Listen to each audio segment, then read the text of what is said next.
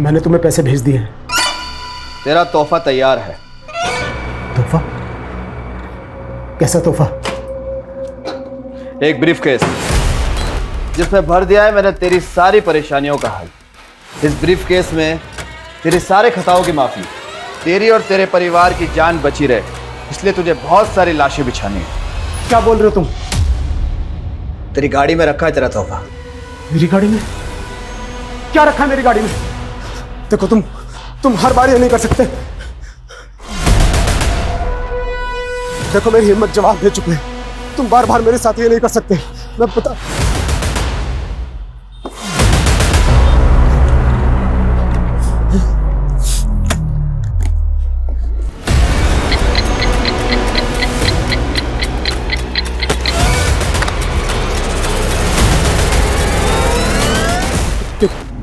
क्या है ये? तुम्हारा तोहफा। इस ब्रीफकेस के 2 लॉक हैं। इस लॉक को दोनों को एक साथ खोलते ही तुम्हारा टाइमर चालू हो जाएगा, जो कि 2 मिनट का है। 120 सेकंड। 120 सेकंड बाद टिक टिक टिक। और अगर तुमने इस बॉम्ब को यानी कि इस ब्रीफकेस को 2 मिनट के अंदर बंद कर दिया तो टाइमर भी बंद हो जाएगा। देखो तुम पहले तुम मेरी बात सुनो। जल्दी से जाकर इस ब्रीफकेस को किसी भीड़-भाड़ वाले इलाके में रख दो, वरना देखो तुमने अब तक जो कुछ भी काम मैंने किया है, लेकिन प्लीज मैं ये नहीं कर पाऊंगा, बिल्कुल नहीं। नहीं करेगा तो तेरी खूबसूरत बीवी और कमसिन बेटी का क्या हाल होगा? 5 घंटे, सिर्फ 5 घंटे हैं तेरे पास। अगर 5 बजे तक धमाके की खबर नहीं मिली तो वरना। Hello hello hello.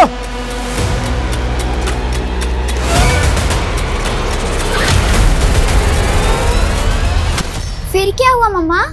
फिर राजकुमारी ने अपने लंबे बालों को महल से नीचे लटका दिया और राजकुमार उन बालों के सहारे ऊपर आ गया। तुम्हें भी। पापा! रीति, मेरी बच्ची, मेरी बच्ची। क्या बात है, आज बच्चे में बड़ा प्यार आ रहा है। इतनी जल्दी कैसे आ गया ऑफिस से? हाँ, वो तुम लोगों से मिलने का दिल किया तो चला है, पता नहीं फिर कभी मिलना होगा। कैसी बातें कर रहे हो? सब ठीक तो है? हाँ। पापा हमने नया ब्रीफकेस लिया है, इसमें कुछ सरप्राइज है क्या मेरे लिए? रीति!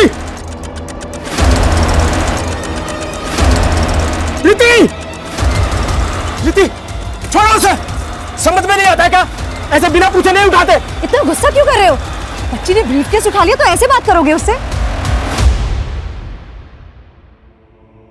सॉरी बेटा, सॉरी। अच्छा, आप घर पे ही हैं? वो एक क्लाइंट से मिलने आया था तो सोचा घर होता चलता हूँ। हाँ? क्या जीजा जी, आप तो मुझे देख के ऐसे खिसक रहे हैं जैसे क्रिमिनल हो। अरे क्या हुआ जीजा जी, इतने सीरियस क्यों? मजाक कर रहा हूँ, मजाक। अपनी बहन के साथ करना मजाक। चलता हूँ। अरे घर आ ही गए तो लंच करके जाइए ना। भूख नहीं है, तुम अपने भाई का चाय नाश्ता देखो।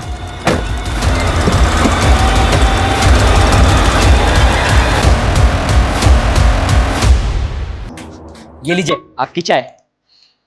साहब, आपकी गरम चाय।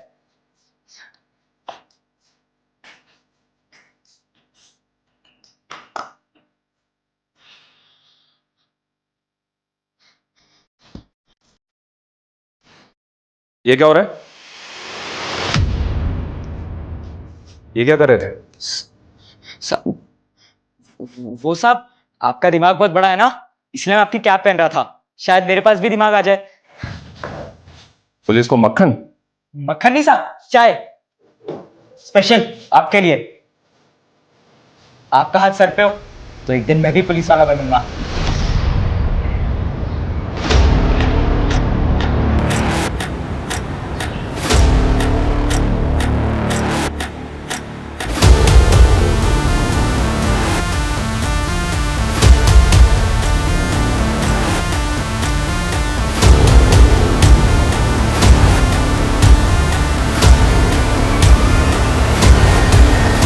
इस ब्रीफकेस के दो लॉक हैं।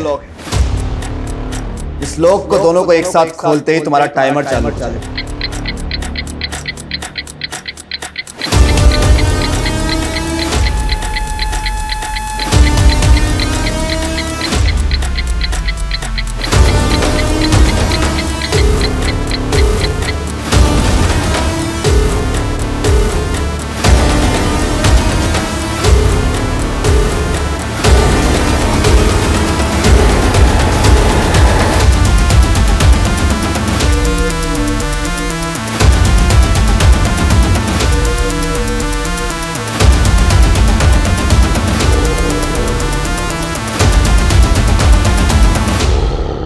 अरे ऐसे कैसे गुम हो गया?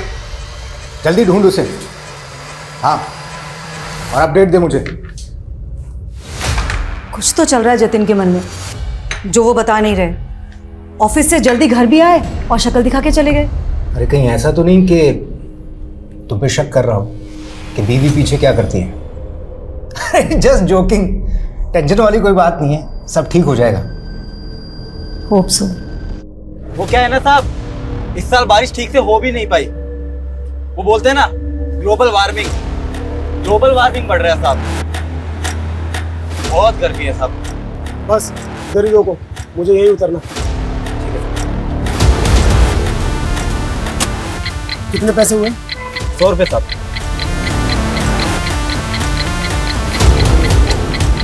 ये रखो। अरे साहब,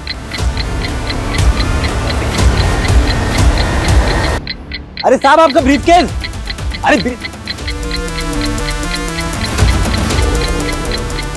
अरे साहब आपका ब्रीफकेस तो लेके जाओ। अरे साहब, देख के कौन चल सके के? सॉरी साहब अजीब आदमी हो, इतना महंगा ब्रीफकेस आपने ऑटो में छोड़ दिया। इसमें कुछ गड़बड़ तो नहीं? अरे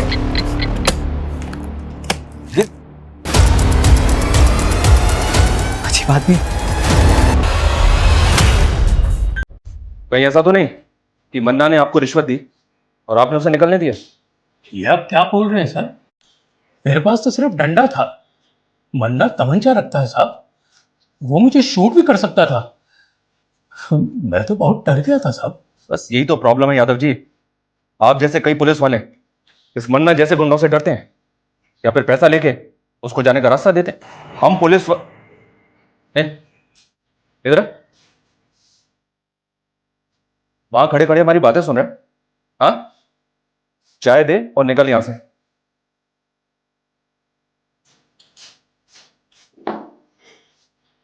वैसे छोटा मुंह बड़ी बात साहब, और इस मन्ना को मैंने भी बहुत बार शक्ति बाजार में देखा है। बहुत रोब है इसका। वहां सब दुकान वाले से सलाम ठोकते और हफ्ता भी देते, पर पता नहीं क्यों पुलिस इससे डरती है। साहब अगर मैं मन्ना को पकड़वाऊं तो आप मुझे पुलिस में ले लोगे? एक मिनट, यहां पे मजाक चल रहा है क्या? चाय रख दी, अभी निकल यहां से, चल।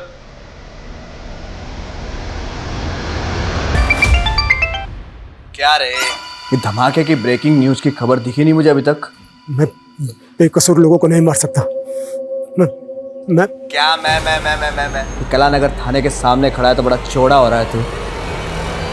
सुबह से मेरा शूटर तेरा पीछा कर रहा है।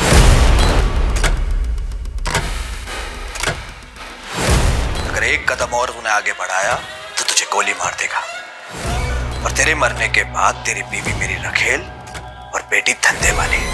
और सुन, मेरा एक आदमी तेरे घर पे भी है। नहीं नहीं नहीं नहीं, उन्हें कुछ मत करना, कुछ मत करना। तुम जो कहोगे मैं करूंगा। तो निकल वहां से अभी के अभी। और दोनों लोग खुलने के बाद जो 2 मिनट में धमाके वाली बात थी ना, वो कहानी थी, झूठी कहानी। टाइमर तो ऑलरेडी सेट कर रखा है मैंने। अब तो इसे खोल या मत खोल, धमाका तो होगा। अब कुछ देर है तेरे पास, कुछ देर। Hello hello hello hello.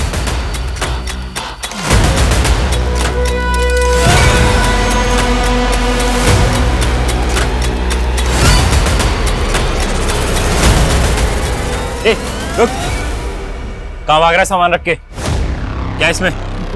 कुछ नहीं, कुछ नहीं है। अरे रुक, चल बता मेरे को क्या इसमें। सर इसके पास मत जाइए, सर इसके पास मत जाइए। खोल इसको। सर इसमें बम है। आप लोग दूर रहिए, इसमें बम है। पीछे हट जाइए, ये किसी भी टाइम फट जाएगा। पीछे हट जाइए। अरे रुक, क्या तमाशा ये? सर प्लीज गोली मत चलाना। ये कभी भी फट जाएगा, इसमें बम है। क्या हो रहा है ये? सर आप दूर हटिए, इसमें बम है। पीछे हटो सब पीछे हटो। कौन है तू? किसके लिए काम करता है? किसने भेजा तुझे यहाँ? सर मैं किसी के लिए काम नहीं करता। मेरा नाम जतिन शेखावत है, मैं एक बिजनेसमैन हूँ सर मुझे फंसाया जा रहा है सर। कौन फंसा रहा है तुझे? देख, कोई भी कहानी बनाने की जरूरत नहीं है, तेरी बातों में नहीं फंसने वाले हम। ये बता, अब तक कितने ब्लास्ट किए तूने?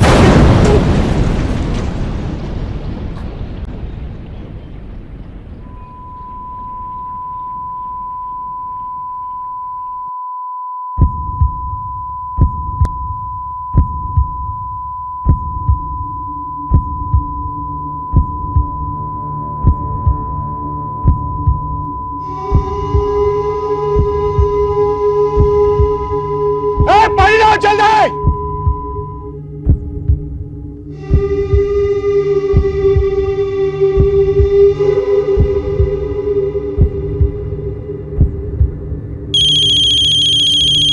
चीटिंग। हेलो, क्या? सर ये पहले ब्रीफ केस रख के भाग रहा था, फिर कांस्टेबल मिश्रा ने इसे देख लिया तो अपने मजबूर होने की कहानी सुनाने लगा। हाँ सर, ये आदमी बार बार बोले जा रहा था कि मैं बेकसूर हूँ और सूटकेस में बॉम्ब है। ये आदमी अपने आप को एक बिजनेसमैन कह रहा था। इस आदमी की हमें डिटेल्स निकालनी होगी और ये भी पता लगाना होगा कि किस वक्त सचिन ने हमारे थाने के बाहर ब्लास्ट किया। अगर सीसीटीवी फुटेज के हिसाब से देखें तो ये आदमी काला नगर पुलिस स्टेशन में अभी एक भीषण बॉम्ब ब्लास्ट हुआ है। हमारे सूत्रों से पता चला है कि बॉम्ब एक बिजनेसमैन जतिन शेखावत ने यहाँ प्लान किया था, जो कि इसी बॉम्ब ब्लास्ट में मारा गया है। पुलिस को जतिन के टेररिस्ट ऑर्गेनाइजेशन से जुड़े होने का भी अंदेशा है।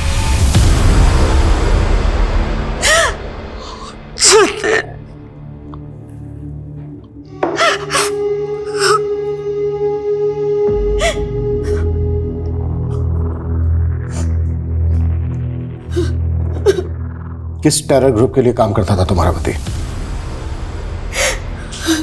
सर क्या बोल रहे हैं आप? मेरे जीजाजी एक रेप्यूटेड बिजनेसमैन थे, जरूर उनको किसी ने फंसाने की कोशिश की। बॉम्ब लेकर आया था वह यहाँ। देखो, हमसे कुछ भी छुपाया ना तो। सर मैं खुद एक पुलिस वाला हूँ, यकीन मानिए हम कुछ नहीं छुपा रहे हैं। तो यहाँ बॉम्ब लेकर क्यों आया था? बस उसे बदनाम मत कीजिए मेरे पति को। वो तो पहले से ही बहुत परेशान लग रहे थे। ब्रीफकेस वो उस वक्त उनके पास था। कुछ तभी लगा था कि कुछ तो है जो वो हमें बता नहीं पा रहे। तो वो एक्सप्लोजिव घर से लेकर आया था? नहीं सर, वो तो तब ऑफिस से आए थे, लेकिन मैं... ऑफिस हो या घर, सब चेक होगा। और अगर हमें बाद में पता चला ना कि तुम अपने पति और तुम अपने जीजा को बचाने की कोशिश कर रहे हो तो तुम दोनों को भी बख्शा नहीं जाएगा।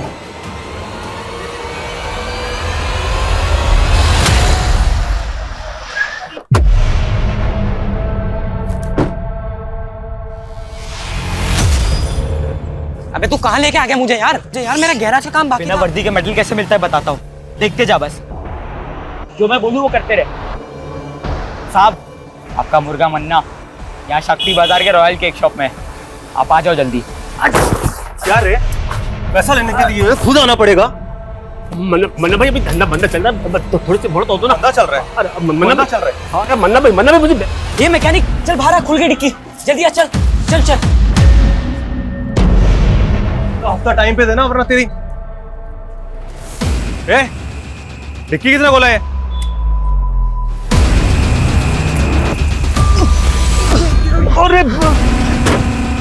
अरे डर मत, इधर आ जा, शेर पिंजरे में बंद है। साहब, आपको मैंने ही कॉल किया था, आइए। आपका मुर्गा मन्ना यहाँ डिक्की में बंद है। मजा कर रहे हैं क्या? तूने मन्ना को बंद किया डिक्की में? हाँ साहब। डिक्की खोलो।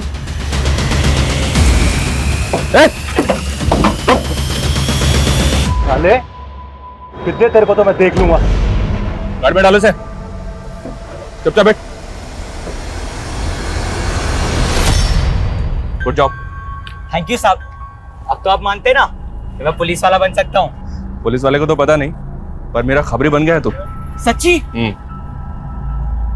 तो साहब अब जल्दी जल्दी बताओ, अभी आगे क्या काम करना है ताकि मैं खबरी से पुलिस वाला बन जाऊं? इसी तरह अच्छा काम करता रहे। सर जतिन सर का बहुत ही क्लीन इंपोर्ट और एक्सपोर्ट का बिजनेस है सर, वो गलत नहीं हो सकते सर। ये इंपोर्ट एक्सपोर्ट का बिजनेस तो सिर्फ दिखावा है। यहाँ और क्या क्या होता है हम सब पता लगा लेंगे। जाके फाइल चेक करो उधर। आप बेवजह शक कर रहे हैं साहब, मैं खुद यहाँ 5 साल से काम करता हूँ, आप जैसा सोच रहे हैं वैसा कुछ नहीं है। लेकिन सर जब सुबह जतिन सर अचानक से यहाँ से निकले तो मुझे भी थोड़ा सा अजीब लगा था। और सर फ़ोन पे किसी से तो झगड़ रहे थे, हो सकता है किसी ने फंसाया उनको सर। कौन फंसाएगा उसे? सब इतना तो आइडिया नहीं है सर, लेकिन सर वो जो लड़की थी निवेदिता, वो पहले यहीं काम किया करती थी और तकरीबन 6 महीने पहले उसने सुसाइड कर लिया था। उस सुसाइड से इस ब्लास्ट का क्या कनेक्शन है? सर सुसाइड करने के बाद निवेदिता का बॉयफ्रेंड यहाँ आया था, शकील। निवेदिता! छोड़ो मुझे! सर निवेदिता कहाँ है? छोड़ो मुझे! निवेदिता! छोड़ो मुझे! सर निवेदिता ने सुसाइड नहीं किया, बल्कि साथ में मारा! छोड़ो मुझे! छोड़ो मुझे! पकड़ा है। लेकिन सर उसके बाद प्रूव हो गया था कि निवेदिता ने सुसाइड ही किया था। लेकिन उसने सुसाइड क्यों किया? सर मुझे कैसे पता होगा, जब वो यहाँ काम किया करती थी तो कभी टाइम पे नहीं आई और हफ्ते में 3-4 बार तो हाफ डे में निकल जाती थी। सर पता नहीं क्या करती थी ऐसा। और जब सर जतिन सर ने उसको नौकरी से निकालने की धमकी दी तो उसने उल्टा जतिन सर पर ही मोलेस्टेशन का केस लगा दिया था। सर बहुत अजीब लड़की थी। जतिन के घर और उसके ऑफिस से कुछ भी सस्पिशियस नहीं मिला है, लेकिन ब्लास्ट में जो बारूद का इस्तेमाल किया गया है वो माइंस ब्लास्ट में इस्तेमाल किया जाता है। पता करो उसके कॉन्ट्रैक्ट में कौन कौन ऐसे लोग थे जो इस तरह की बारूद का उसके लिए बंदोबस्त कर सकते। जी सर। सर हमें जतिन का फोन मिला है। फोन तो पूरी तरह से डैमेज हो चुका है, लेकिन सर इसमें 2 सिम स्लॉट्स हैं। उनमें से एक स्लॉट में उसकी सिम है जो उसका बिजनेस नंबर था। हमने उसके CDR भी निकाले सर। ब्लास्ट वाले दिन एक नंबर से लगातार उसे कॉल्स आ रहे थे। सर ऐसा लग रहा है जैसे कि कोई उसे इंस्ट्रक्शन दे रहा हो।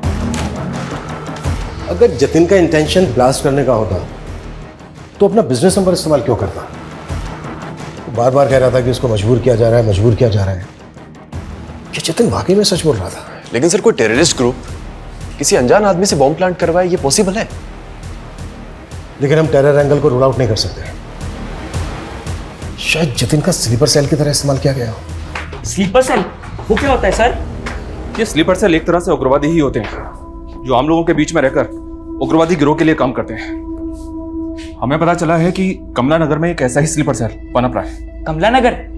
सर वहां पे तो मेरी झोपड़ी है।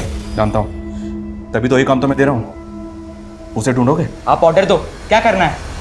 सर आप ऐसे नाम जानकर किसी को भी उठा लोगे क्या? सर मैं मानता हूं कि मैंने उस जतिन को मारने की धमकी दी थी क्योंकि उसने मेरी गर्लफ्रेंड के साथ। लेकिन निवेदिता ने जो जतिन पर मोलेस्टेशन का चार्ज लगाया था वो साबित तो नहीं हुआ। हाँ सर, लेकिन निवेदिता के साथ शोषण जरूर हुआ था और उस जतिन की वजह से उसने पहले भी। निवेदिता क्या कर रही हो तुम? छोड़ो मुझे, मर जाना चाहती हूँ मैं। वो मुझे मॉलेस्ट करता है और पुलिस वाले मुझे जलील करते हैं, कहते मैंने झूठा केस किया है। सर जतिन ने अपने पैसे और पावर के बल पे अपने आप को बचा लिया था और उसका साला भी तो पुलिस में है। SI विनोद? हाँ जानते हैं उसको, वो देख रहा था ये केस। हाँ सर आपको नहीं लगता है कि उसने अपने जीजा को बचाया होगा? वो हम देख लें, लेकिन पहले तू ये बता, तेरे किसी भी आईडी में तेरे बाप का नाम नहीं है। आया कहाँ से तू? सर मैं अनाथ हूँ, कानपुर के एक अनाथालय में पला पड़ा। आप चाहे तो पता कर सकते हैं। और निवेदिता? हमें पता चला है उसका अंतिम संस्कार भी तूने किया है। उसकी फैमिली? निवेदिता भी मेरी तरह अकेली और बेसहारा थी और इसी का फायदा उठाकर उस जतिन ने उसे अपना शिकार बनाया।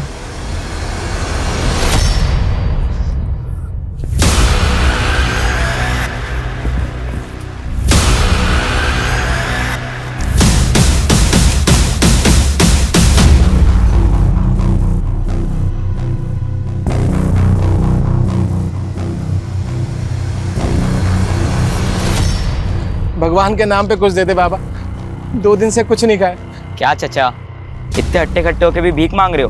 बेटा पैर में बहुत दर्द रहता है और ज्यादा देर तक खड़ा भी नहीं रह जाता। अच्छा, तो दौड़ाए आपको? ए रुक! ए चोर चोर! पकड़ो पकड़ो पकड़ो! ए रुक!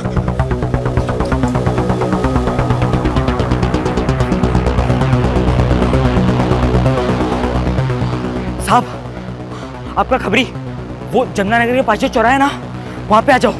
पक्की खबर है साहब, जल्दी आ जाओ। शाना बनता है? छोड़ो, पुलिस को फोन करना है। छोड़ो। ए रुक!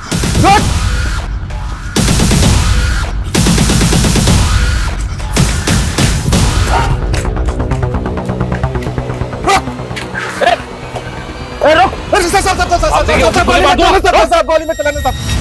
ज्यादा चालक बनता है, हाँ?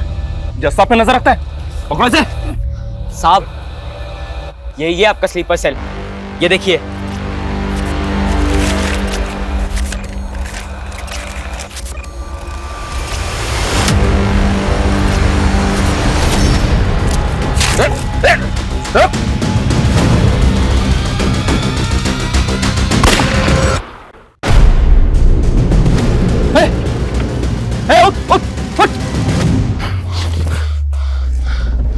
इसको मरना नहीं चाहिए था, इससे पता करना था कि ये किसके लिए काम करता था। अगर निवेदिता झूठी थी तो उसने जतिन के ऑफिस में सुसाइड क्यों किया? क्या फिर वो एक मर्डर था जिसे तुमने सुसाइड साबित किया, जैसे निवेदिता के मोलेस्टेशन के चार्ज को किया था? सर, मैं अपना काम बहुत ईमानदारी से करता हूं सर, और मैंने अपने जीजाजी को भी एक सस्पेक्ट की तरीके से इन्वेस्टिगेट किया। मैंने उनको कोई रियायत, कोई ढील नहीं दी थी सर। इस लड़की के कहने पर तुम अपने जीजा को अरेस्ट करने आए हो? जीजा हैं आप अपनी जगह पे, लेकिन आपके एम्प्लॉय ने आप पर काफी सीरियस चार्जेस लगाए हैं। इसका कहना है कि आप मॉलेस्ट करते हैं इसे। ये झूठ बोल रही है। अब आपको जो कहना है थाने चलकर कहिएगा। वाह विनोद, आज दिखा दिया ना, जब तू अपनी बहन का सगा नहीं है तो अपने जीजा का क्या होगा? शमा तुम्हारी सगी बहन नहीं है? नहीं सर, हम लोग बचपन में एक ही मोहल्ले में पले बड़े। वो बचपन से मुझे राखी बांधा करती थी। लेकिन सर, ये बात तो बिल्कुल अलग हुई ना। और सर, आखिर में निवेदिता ही झूठी साबित हुई थी और वो किसी को मुंह दिखाने के काबिल नहीं रही, इसलिए उसने सुसाइड कर लिया। फिलहाल जा सकता हूं?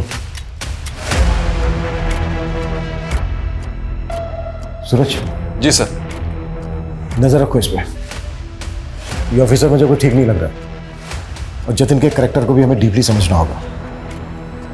उसकी जिंदगी में कई ऐसे किरदार थे जो अभी तक सामने नहीं आए हैं, उन्हें भी हमें सामने लाना है। Act fast sir.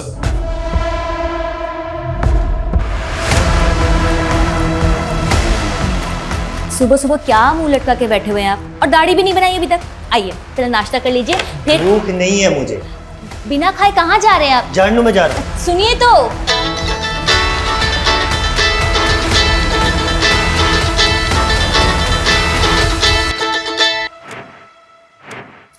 हेलो,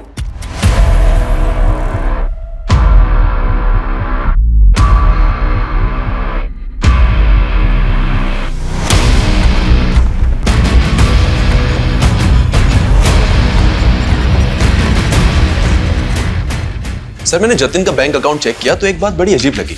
एक लंबे समय से जतिन अपनी कंपनी का पैसा इस तरह के कई अकाउंट्स में भेज रहा है जो उसकी कंपनी से बिल्कुल भी कनेक्टेड नहीं है। हालांकि सारे ट्रांजैक्शन छोटे छोटे थे, लेकिन ओवर द टाइम ये अमाउंट बड़ा बन चुका था सर।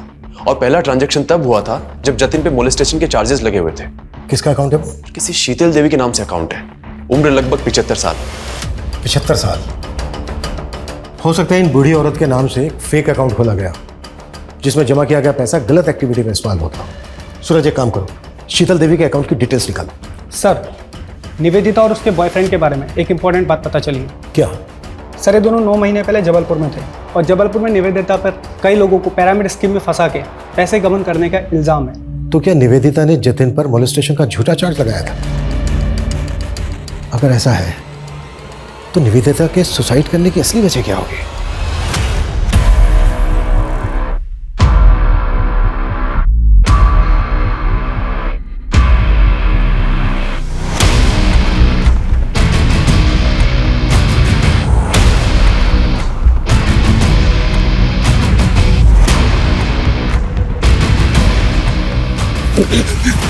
अभी वक्त है, बोलते सच। सर, सर मेरा इस पिरामिड स्कीम से कोई लेना देना नहीं है सर। मैं तो बल्कि सर निवेदिता का भी इससे कोई लेना देना नहीं था। उसे तो लगता था कि वो एक फाइनेंस कंपनी में काम कर रही है, और जब एक दिन वो अपने ऑफिस गई और वहां पर उसने ताला और अपने इर्द गिर्द गुस्साए लोगों को देखा तो सर उसे कुछ समझ नहीं आया। वो डर गई थी। जब तक उसे सब चीज़ समझ में आई तब तक बहुत देर हो गई थी सर। मौका दिया था मैंने तुझे सच बोलने का। सर मैंने सच बोला है सर। जब तक ये सच ना उगले ना तो साले को।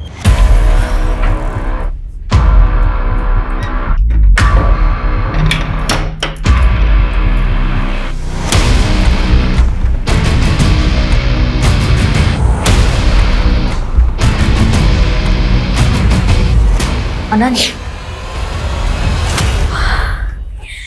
तुमने मुझे डरा दिया था। यहाँ क्यों सो रहे? खाना भी नहीं खाया तुमने? तुम्हारा ही इंतजार कर रहा था। बहुत लेट कर दिया आज। वो आज काम थोड़ा ज़्यादा था। I am sorry. सब मेरी गलती है। अगर मैंने उन चीटर्स के साथ में पार्टनरशिप नहीं की होती तो शायद आज मेरा ये।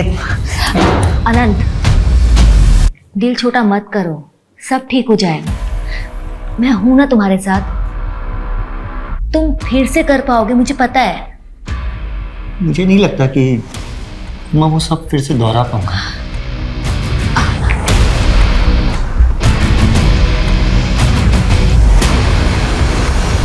सर जतिन का जो फोन हमें मिला उसमें 2 सिम स्लॉट्स थे। एक स्लॉट में उसका करंट नंबर है और दूसरे में जो नंबर मिला उसके सीडीआर में हमें वंशिका नाम की लड़की का नंबर मिला सर। वो नंबर अभी बंद है, लेकिन अक्सर वो उसको रात को कॉल किया करता था। तो तुम्हें लग रहा है कि जतिन का वंशिका के साथ अफेयर होगा? लेकिन सर जब वंशिका का सीडीआर निकाला तो उसमें जतिन की वाइफ शमा का नंबर भी मिला। आपने हमें यह भी नहीं बताया कि जतिन दूसरा फोन नंबर भी इस्तेमाल करता था। कौन सा नंबर सर? जो उनके दूसरे नंबर के बारे में कुछ भी नहीं पता। वंशिका के बारे में तो पता होगा, आप कॉल भी करती थी उसे। वंशिका?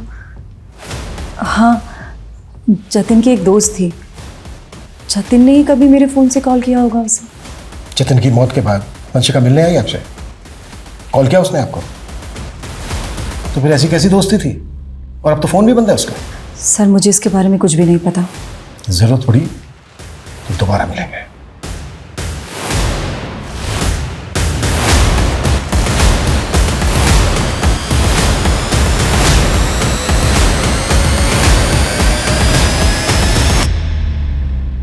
हाँ शमा, वो इंस्पेक्टर आया था, उसे वंशिका के बारे में पता चल गया। तू डर मत, कुछ नहीं होगा।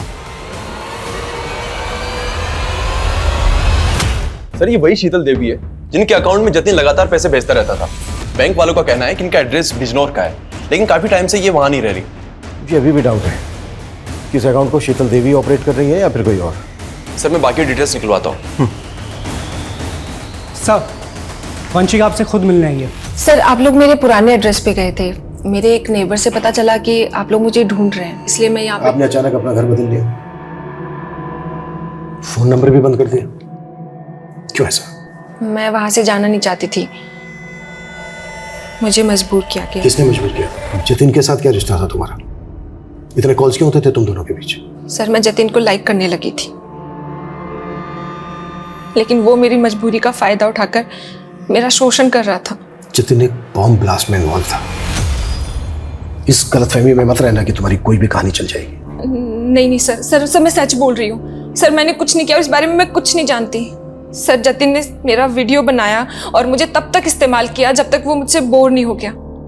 और सर मैंने कोशिश भी की थी पुलिस में कंप्लेन करवाने की, लेकिन उसकी बीवी और साला दोनों मेरे पीछे पड़ गए थे। सर पहले मुझसे मेरा पति छीना और अब कोर्ट में उसके खिलाफ जाकर मुझसे मेरी इज्जत छीनना चाहती है। देखिए आप लोग। देख लड़की, जो कुछ हुआ उसे भूल जा। मैं खुद पुलिस हूँ, केस करने से कोई फायदा नहीं होगा। सर मैं बहुत डर गई थी, इसलिए मैंने वो जगह ही छोड़ दी और अपना नंबर बंद करके मैं दिल्ली चली गई। फिलहाल तुम जा सकती हो, जरूरत पड़ी तो फिर बुलाएंगे।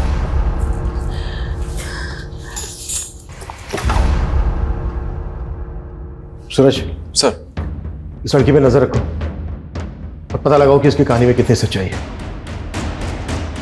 निवेदिता ने भी जतिन पर मोलेस्टेशन का चार्ज लगाया था। जतिन की कॉन्टैक्ट लिस्ट में जितनी भी लड़कियां हैं उन सबकी डिटेल निकालो। हो सकता है किसी ने रिवेंज लेने के लिए इस तरह से जतिन का बम ब्लास्ट में इस्तेमाल किया हो। एक बम धमाके की सनसनीखेज खबरें बटोरने वाला ये केस शुरुआत से ही एंटी सोशल एंगल से जोड़ा जा रहा था, लेकिन पुलिस जांच का दायरा ऐसा था मानो ये कोई सामान्य हत्या का केस हो। तो क्या पुलिस को एंटी सोशल एंगल में वाकई कुछ नहीं मिल रहा था, या पुलिस से कोई चूक हो रही थी? निवेदिता की रहस्यमय मौत, वंशिका और जतिन का रिश्ता, जतिन की पत्नी शमा और जतिन के साले विनोद की इस केस में भूमिका कई तरह से इस केस को उलझा रहे थे। ये शीतल देवी कौन थी जिसके बैंक अकाउंट में जतिन पैसे ट्रांसफर कर रहा था, और राशिका का इस केस से कोई वास्ता था?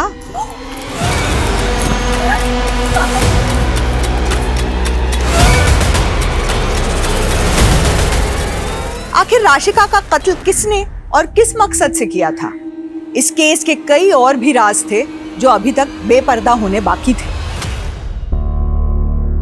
हौसला रखो उस्मान, हम भले ही केस हार गए लेकिन तुम हिम्मत मत हारो, मैं पूरी जान लगा दूंगा। कैसे हार ना मानूं?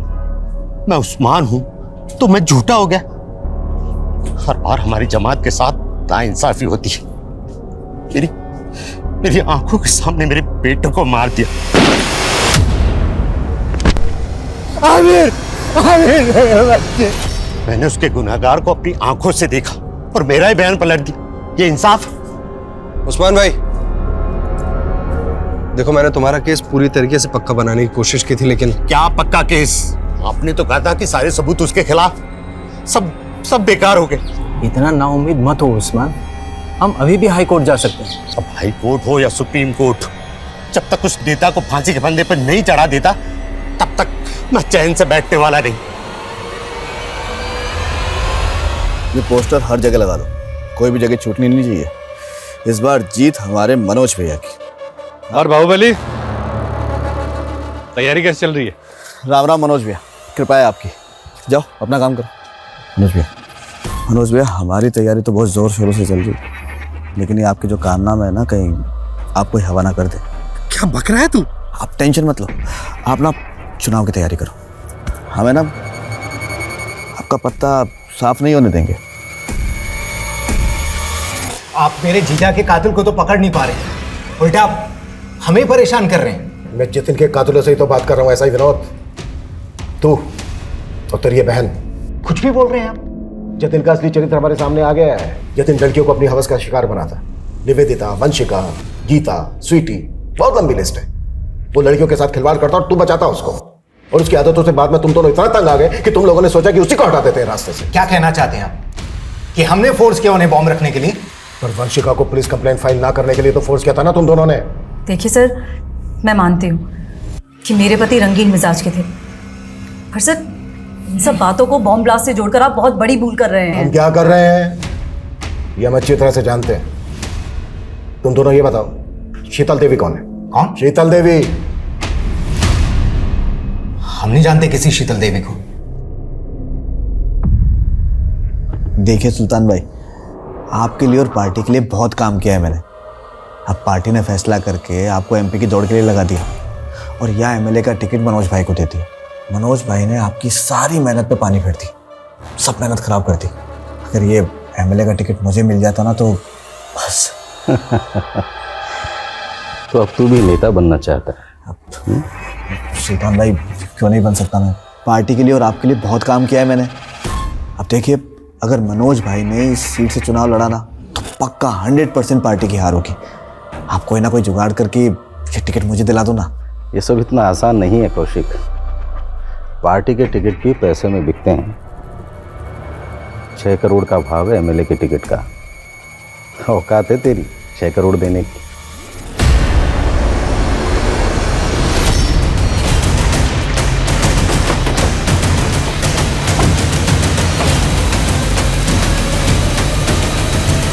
पीछे चलिए, आप पीछे चलिए।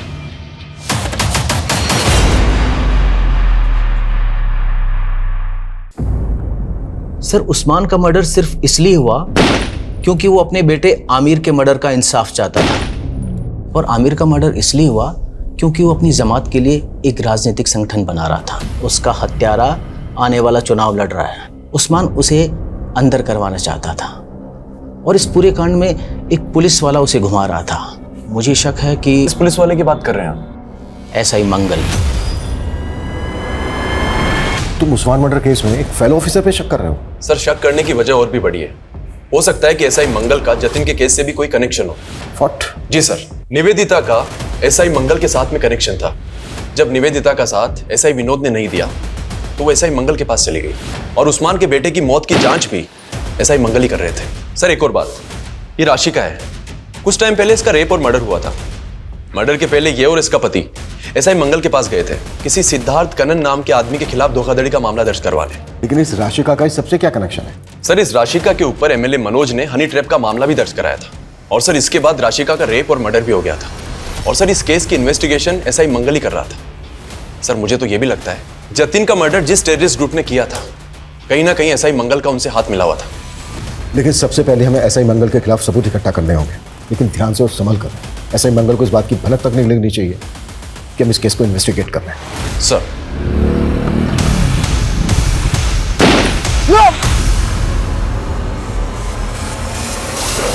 सर मैं एसआई मंगल को इन्वेस्टिगेट कर रहा था तो मुझे शीतल देवी के साथ उसका कनेक्शन मिला। एसआई मंगल का शीतल देवी के साथ कनेक्शन? जी सर, एसआई मंगल के साथ में एक अनुज नाम का कांस्टेबल काम किया करता था। शीतल देवी उसी अनुज की नानी है जिसके अकाउंट में जतिन पैसे भेजा करता था। सर आप एक ईमानदार ऑफिसर पर ऐसे संगीन आरोप नहीं लगा सकते हैं। सर मेरा उस ब्लास्ट से कोई लेना देना नहीं है। तेरे साथ काम करने वाले कांस्टेबल अनुज से मिले हैं शीतल देवी जिसकी नानी है। वो अपनी नौकरी और इज्जत बचाने के लिए सरकारी गवाह बनने के लिए तैयार हो गया है और उसकी नानी भी गवाही देंगी कि उनके अकाउंट को तू। सर मैं सच कह रहा हूँ सर, मेरा उस ब्लास्ट से कोई लेना देना नहीं है सर। सर मैं सिर्फ और सिर्फ एक कठपुतली था सर। मुझ पर प्रेशर था 1 करोड़ रुपए इकट्ठा करने का, वरना मेरी जान चली जाती सर। साफ साफ बोल। सर जब निवेदिता मुझसे हेल्प मांगने के लिए आई तो उसने मुझे एक वीडियो दिखाया। उस वीडियो में जतिन और निवेदिता बिस्तर पर साथ थे। मुझे लगा कि वो वीडियो एक बहुत अच्छा साधन हो सकता है जतिन से पैसे उगाही करने का। उस बेसहारा लड़की को तूने इतना अब्यूज किया कि खुदकुशी कर ली उसने। राशिका और उस्मान को भी तू नहीं, और वो जतिन उसको भी बमब्लास्ट में तू नहीं। नहीं सर, सर मैं सिर्फ और सिर्फ एक कठपुतली था सर। तो कठपुतली ये बोल, तेरी डोर किसके हाथ में है? बोल। पिताजी आप भी कैसी बातें करते हैं? आपका हुक्म मैं कैसे टाल सकता हूँ? अरे आप जिसको बोलेंगे मैं उसको अंदर डाल दूंगा। लीजिए आपकी चाय आ गई, लीजिए चाय पीजिए, जाओ। देखिए ऐसी कोई बात नहीं है, आप बिल्कुल बेफिक्र रहिए, आप चाय का आनंद लीजिए। प्रताप सर तो पुलिस है, तो ये अंदर कौन उनकी कुर्सी पे? वो नेताजी हैं। नेता पुलिस से बड़े होते हैं, पुलिस इनके इर्द गिर्द घूमती है। अच्छा, फिर तो मुझे पुलिस नहीं नेता बनना है। हमारे विधानसभा क्षेत्र में इतना प्रचार प्रसार करो कि सभी के जुबान पर सिर्फ हमारा नाम होना चाहिए। कौशिक भैया जिंदाबाद, कौशिक भैया जिंदाबाद।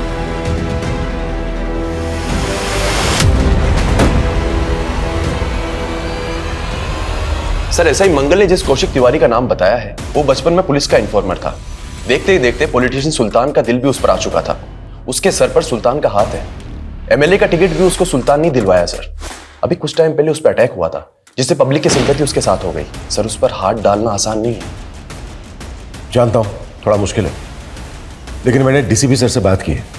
अगर हमारे पास उसके खिलाफ स्ट्रॉन्ग एविडेंस है तो उसका अरेस्ट वारंट हमें जरूर मिलेगा। ऐसा ही मंगल और अनुज के स्टेटमेंट पे आप लोगों को वारंट मिला है, लेकिन आप लोग मेरे खिलाफ अदालत में कुछ प्रूव नहीं कर पाएंगे। जितने दिन मुझे अंदर रखेंगे उतना ही मैं जनता के सामने पॉपुलर हो जाऊंगा और फिर मैं इसे अपने विरोधियों की साजिश साबित कर दूंगा। जैसे तूने खुद पे अटैक करवा के ये साबित कर दिया, और भी बहुत सारे सबूत है हमारे पास तेरे खिलाफ। जतिन जिन शीतल देवी के अकाउंट में पैसे ट्रांसफर करता था, उनके अकाउंट से तेरे चमचों के अकाउंट में पैसा ट्रांसफर होता था। ऐसा ही मंगल को तूने 1 करोड़ रुपए इकट्ठा करने का टारगेट दिया। राशिका, उस्मान का बेटा आमिर, जतिन जिस बम ब्लास्ट में मारा गया। हाँ, मरवाया मैंने सबको। आखिर थे क्या वो मेरे लिए? सिर्फ मोहरे। देखो मैं पहले तुम्हें बहुत पैसे ट्रांसफर कर चुका हूँ, अब मेरा और निवेदिता का वीडियो डिलीट करो प्लीज। तेरा तोहफा तैयार है, एक ब्रीफकेस। इस ब्रीफकेस में तेरे सारे खटाओं की माफी है। जतिन से बहुत सारा पैसा वसूलने के बाद मैंने उसका इस्तेमाल करके पॉलिटिशियन मनोज के इलाके में बम धमाका करके उसकी छवि बिगाड़ने का पूरा बंदोबस्त कर लिया था। नेता के जाने के बाद बाहुबली को टिकट मिलता है और मुझे इस टिकट की कीमत अदा करने के लिए 6 करोड़ रुपए की रकम अदा करनी थी। तो मैंने उसी वक्त से अपने सारे जानने वाले पुलिस वाले और गुंडों को जुगाड़ में लगा दिया। उस्मान और उसके बेटे आमिर को भी पॉलिटिक्स में आना था। उस्मान का बेटा अपनी जमात इकट्ठी कर रहा था, लेकिन मनोज नहीं चाहता था कि उसके इलाके में कोई भी संगठन बने जिससे उसका वोट कम हो। लेकिन मनोज को तब तक यह भी नहीं पता था कि जो मैं सब कुछ कर रहा हूं ना, वो उसके लिए नहीं, मेरे लिए कर रहा था। अबे अंधा है क्या? दिखता नहीं तुझे? बेटा रहने दे बेटा। साले अबे बेटा चल चल बेटा यहाँ से चल। और फिर उसका बाप अपने बेटे को इंसाफ दिलाने के लिए कोर्ट चला और इधर पीएसआई मंगल मेरे इशारे पर सबूतों को कमजोर करता रहा और फिर एक दिन केस हार गया। और जब उसने हाई कोर्ट जाने का सोचा तो क्या करता, खत्म तो करना ही था, कर दिया। राशिका को क्यों मारा? राशिका का पति कर्जे में डूब गया था। वो मंगल के पास मदद मांगने के लिए आई थी और मुझे मनोज और अपने विद्रोही नेताओं की छवि बिगाड़ने के लिए एक औरत की जरूरत थी। मदद मांगने आई थी मैं आपसे मंगल जी के कहने पे, और आप कह रहे मुझे दूसरों के साथ सोना होगा? हाँ, सोना होगा। इस सीट पर खड़े होने वाले सारे नेताओं के राज मुझे लाकर देने होंगे। मैं अपने खिलाफ कोई भी कमजोर कड़ी जिंदा नहीं छोड़ना चाहता था, इसलिए राशिका को भी मार दिया। टीनेजर कौशिक में जो जज्बा था, वो जज्बा उस उम्र में होना काबिले तारीफ है, लेकिन बड़े सपनों की राह में गुमराह अंधेरों के पड़ाव भी मिलते हैं। वहां जब कोई हाथ पकड़ के सुधारने वाला नहीं होता तो लोग अक्सर जुगनुओं की चमक को भी कामयाबी का सूरज समझ बैठते हैं। और वो सुबह कभी नहीं आती जिसकी चाह में लोग अपना सब कुछ खो चुके होते हैं, और जब आंखें खुलती हैं तो एहसास होता है कि जिस सपने को हमने पल पल जिया था, वो सपना एक गुल्लक की तरह टूट गया, और जिसे हम छोटी छोटी खुशियों के सिक्के समझ के जोड़ रहे थे, असल में वो हमारे गुनाहों का सरमाया था, जिसका कर्ज उतारने के लिए ताउम्र पल पल सलाखों के पीछे काटना होगा। इसी के साथ अब मैं रेणुका शाह ने आपसे विदा लेती हूँ। हम फिर मिलेंगे ऐसी एक कहानी के साथ जो रखेगी आपको सतर्क और जिंदगी को सुरक्षित। तब तक अपना और अपने परिवार का ख्याल रखिए और देखते रहिए क्राइम पेट्रोल सतर्क। जय हिंद।